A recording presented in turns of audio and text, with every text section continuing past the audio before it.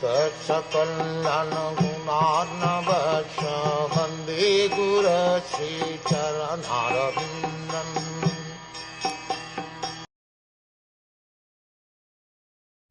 Sri Suta said, on the western bank of the river Sarasvati, which is intimately related with the Veds, there is a cottage for meditation at Samyaprasa, which enlivens the transcendental activities of the sages.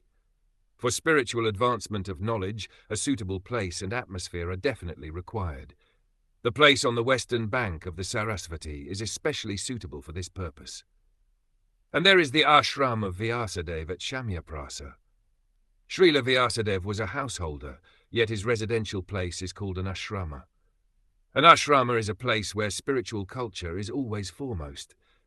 It does not matter whether the place belongs to a householder or a mendicant. The whole Varnashram system is so designed that each and every status of life is called an ashram. This means that spiritual culture is the common factor for all.